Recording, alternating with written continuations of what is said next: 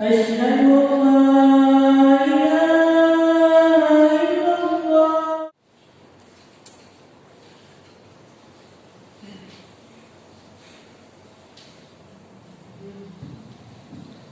Bismillahirrahmanirrahim. Assalamualaikum warahmatullahi wabarakatuh.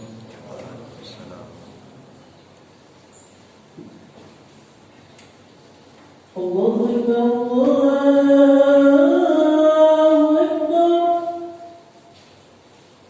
Allahu Akbar, Allahu Akbar. Asyhadu an la ilaha illallah.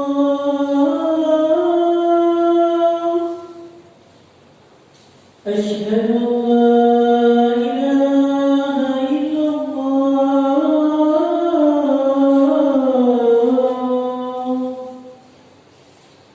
أشهد أن محمدًا رسول الله.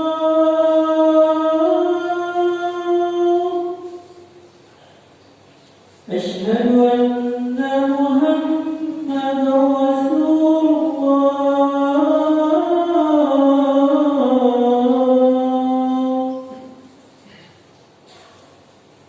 هيا على الصلاة.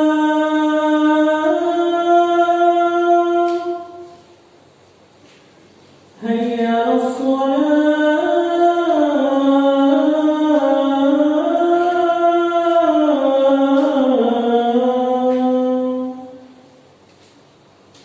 هيا على الفلاح.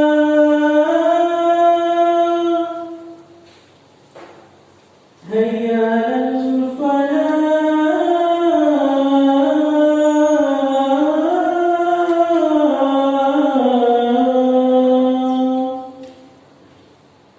الله أكبر، الله أكبر. لا إله إلا الله.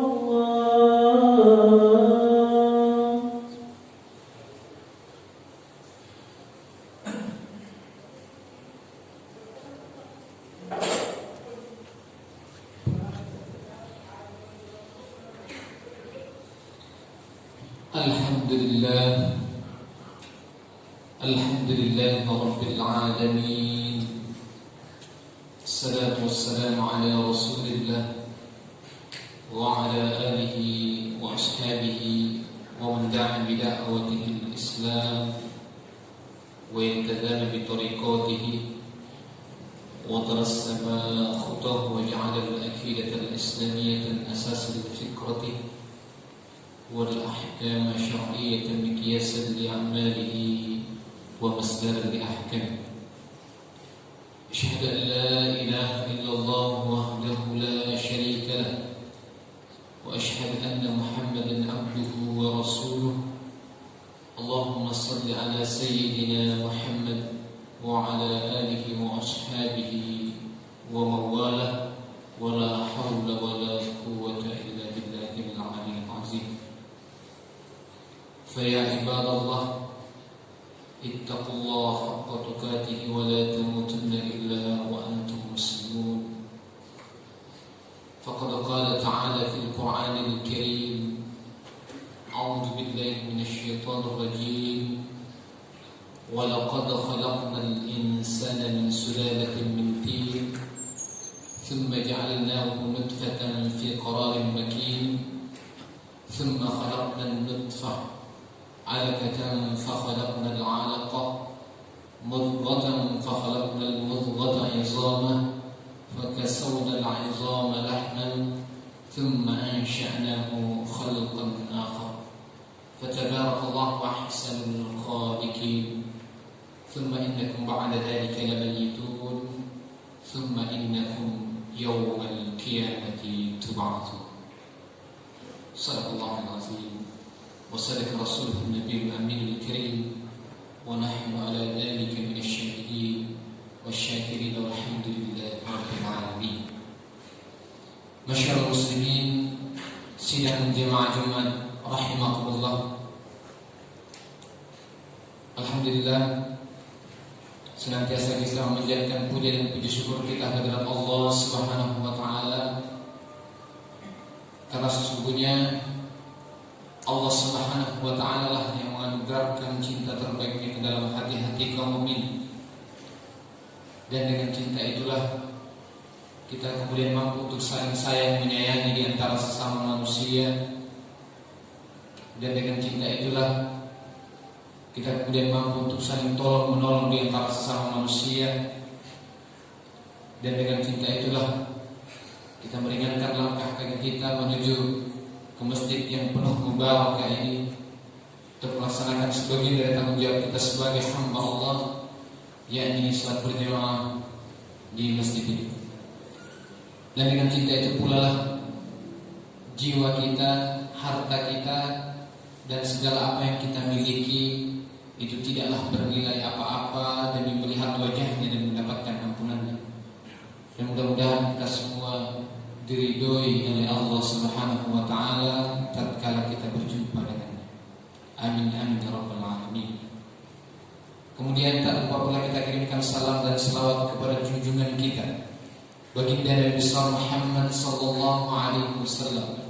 Allahumma shalli ala sayyidina Muhammad wa ala ali sayyidina Muhammad. Karena sesungguhnya setiap jiwa terhutangkan oleh beliau karena kecintaan dan kebaikan yang diajarkan kepada kita semua. Beliaulah sumber kebaikan, beliaulah sumber kebenaran.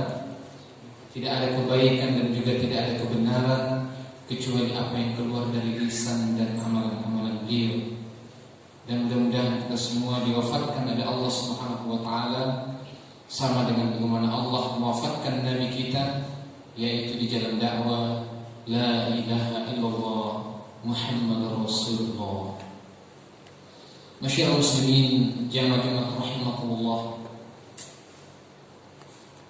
Sesungguhnya bagi kita seorang muslim, peta jalan hidup kita atau life maps kita itu sudahlah sangat jelas ditentukan oleh Allah Subhanahu wa taala dalam surah Al-Mu'min tadi yang saya bacakan di awal, dimulai dari ayat 12, 13, 14, 15 dan 16.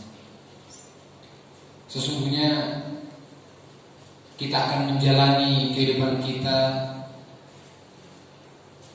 ada 3 fase yang kita akan lalui.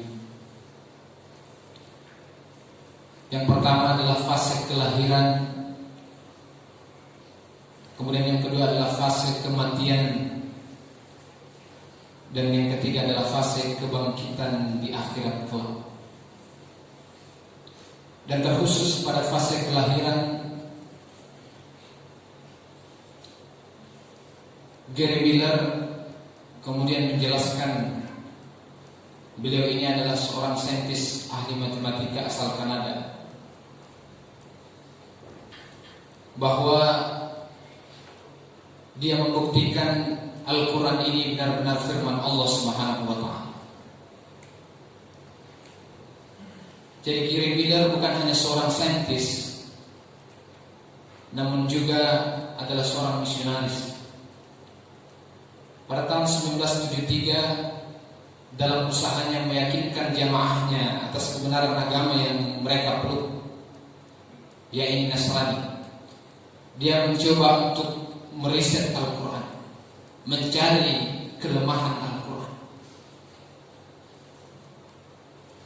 Namun apa yang terjadi jemaah sekalian, Gary Miller ini ternyata tidak menjumpai adanya kekeliruan atau kelemahan Al-Quran itu. Yang justru dia dapatkan di dalam surah An-Nisa 82. Allah Subhanahu wa taala berfirman, "Afala yatadabbaruna al-Qur'an?" Apakah kamu tidak mengkaji Al-Qur'an? Apakah kamu tidak mentadabburi Al-Qur'an? Walau kana min indi ghairillah lawajadu bi ikhtilafan katsiran.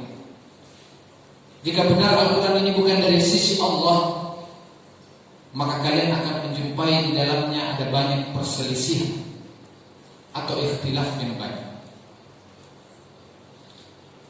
Lalu Gary Miller ini tertantang, apakah benar di dalam Al-Quran ini tidak ada perselisihan antara ayat yang satu dengan yang lain?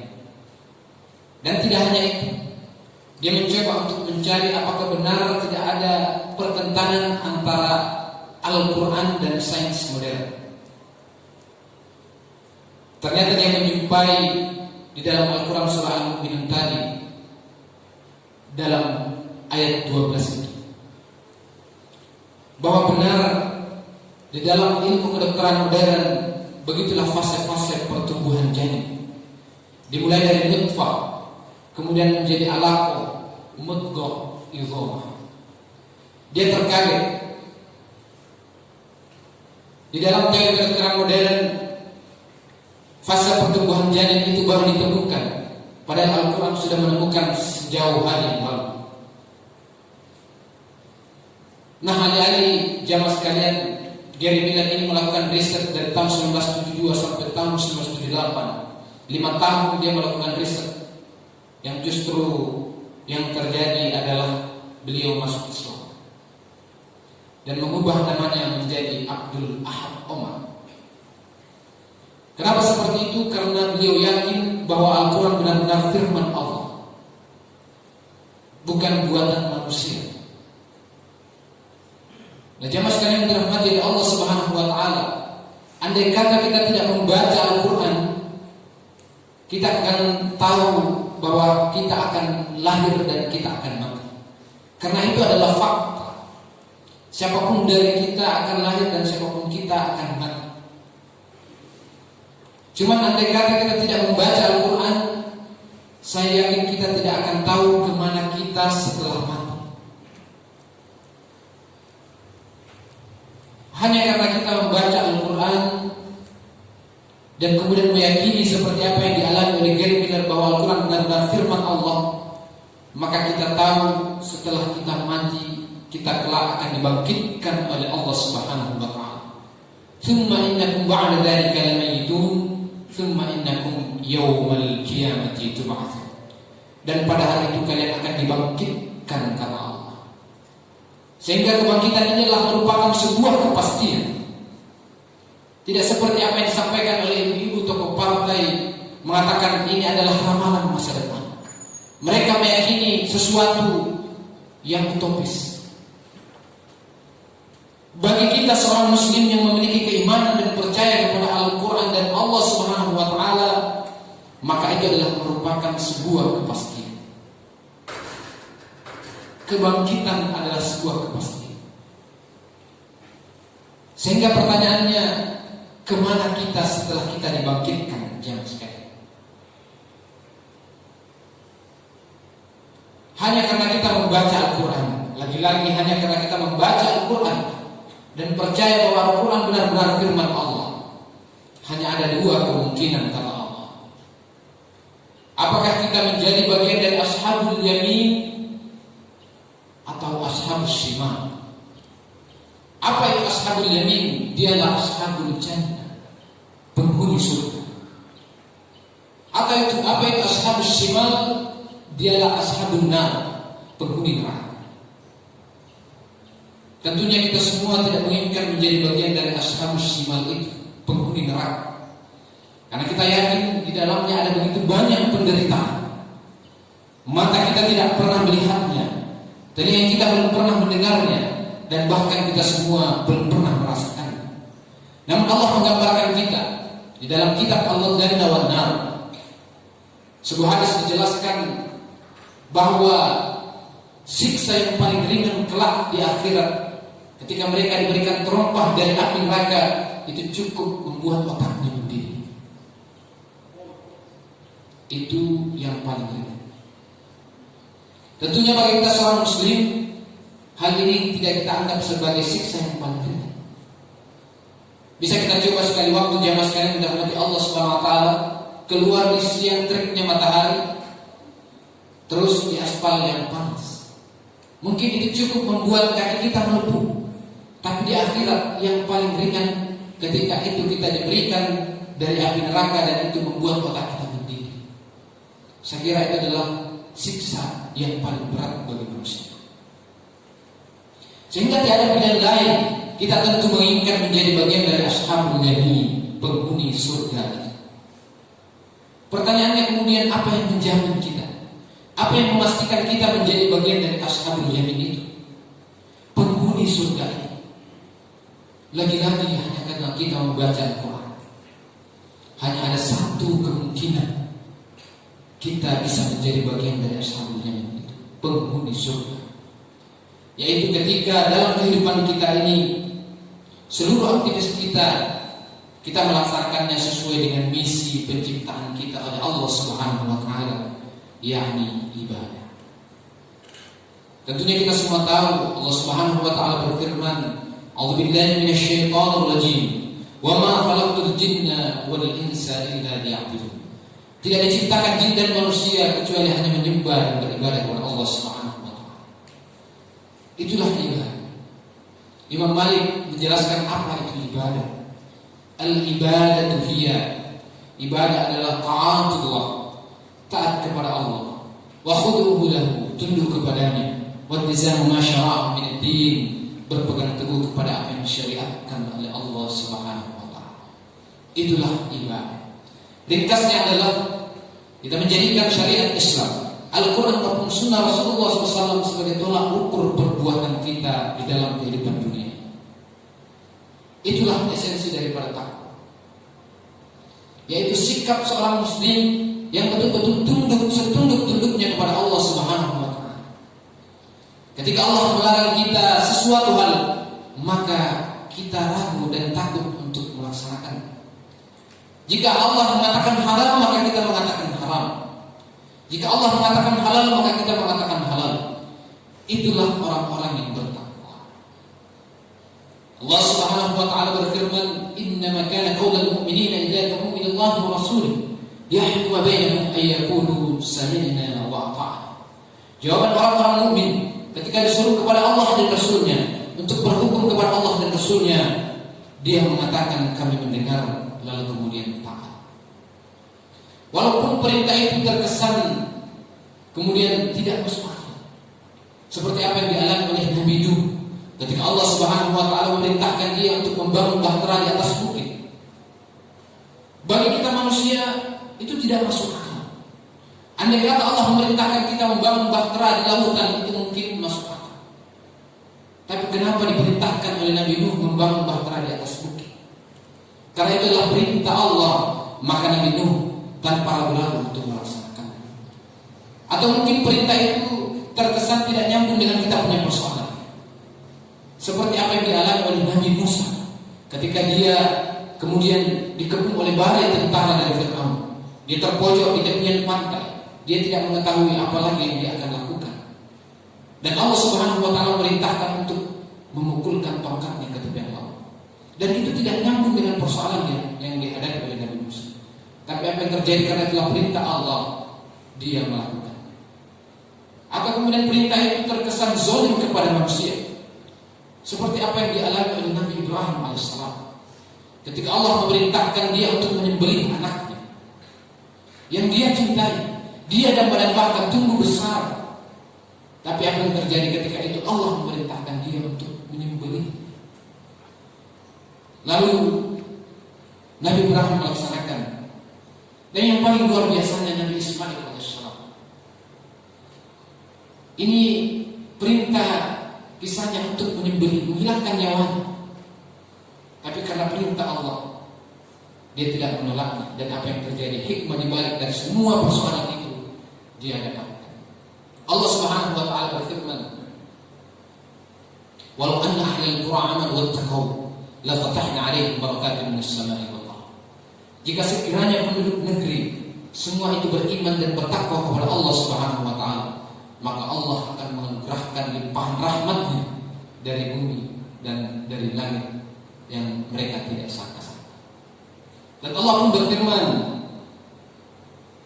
di dalam Al-Quran mengatakan, jika kalian bertakwa kepada Allah Subhanahu wa taala, maka Allah akan mudahkan seluruh persoalan-persoalan kesusahan yang kalian alami, dan Allah akan berikan rezeki dari arah yang kita tidak sangka-sangka. Wa may yattaqillaha yaj'al lahu makhraja wa yarzuqhu min haitsu la yahtasib. Itu adalah hikmah dibalik dari ketaatan bagi manusia. Sehingga masyarakat muslimin rahmah kumullah, marilah kita senantiasa untuk benar-benar bertakwa kepada Allah Subhanahu wa taala, meningkatkan takwa kita di hadapan Allah Subhanahu wa taala. Semoga kita semua menjadi pribadi yang Allah Subhanahu wa taala rindukan, sehingga kelak kita mati dalam keadaan husnul khatimah. Amin amin ya rabbal alamin. Barakallahu li wa lakum fil Qur'anil azim wa nafa'ana wa iyyakum bima fihi min al-ayati wa dhikril hakim wa taqabbala minni wa minkum tilawatahu innahu huwal ghafurur rahim.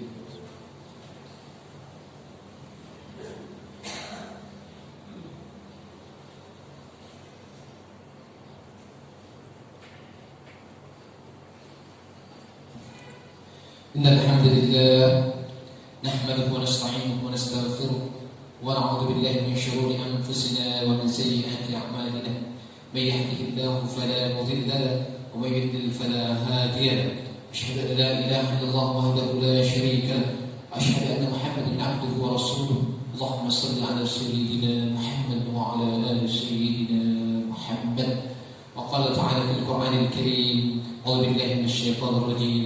Inna Allaha wa malaikatahu yusholluna 'alan nabi ya ayyuhalladzina amanu shallu 'alaihi wa sallimu taslima. Sallallahu alaihi wasallam.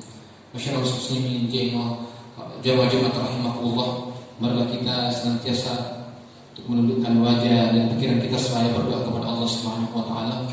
Mudah-mudahan apa yang kita pinta selama ini Allah kabulkan. Mudah-mudahan kita bisa mendapatkan kebahagiaan baik di dunia maupun di akhirat kelak. Amin amin ya rabbal alamin. Alhamdulillahi rabbil alamin. حمد الشاكرين حمد الناعمين حمد يوافي نعمه ويكافئ مزيده. يا ربنا ولك الحمد كما ينبغي لجلال وجهك الكريم وعظيم السلطان. اللهم صل وسلم على سيدنا محمد وعلى ال سيدنا محمد. اللهم انا نسالك سلامه في الدين والدنيا والاخره وعافيه في الجسد وسياده في العلم وبركه في الرزق وتوبة قبل الموت ورحمة عند الموت ومغفرة بعد الموت. اللهم احفظ علينا في سكرات الموت والنجاة من النار والعفاء عند الحساب. اللهم علمنا الحق حقا وارزقنا اتباعه وعلمنا الباطل باطلا وارزقنا اجتنابه. اللهم اغفر لي ولوالدي وارحمهما كما ربيانا صغارا. اللهم ربنا هب لنا من ازواجنا وذرياتنا قرة اعين واجعلنا للمتقين اماما. اللهم اغفر لنا ذنوبنا ولاخواننا الذين سبقونا بالايمان فلا تجعل في قلوبنا غلا للذين آمنوا ربنا إنك رؤوف رحيم. اللهم إنا نسألك حسن الخاتمة يا رب العالمين. اللهم ارزقني توبة نصوحا قبل الموت. اللهم يا مقلب القلوب ثبت القلب على دينك. ربنا ظلمنا أنفسنا وإن لم تغفر لنا وترحمنا لنكونن من الخاسرين. ربنا لا تزغ قلوبنا بعد إذ هديتنا وهب لنا من لدنك رحمة إنك أنت الوهاب. ربنا آتنا في الدنيا حسنة وفي الآخرة حسنة وقنا عذاب النار. سبحان ربك رب العزة عما يصفون وسلام على المرسلين والحمد لله رب العالمين.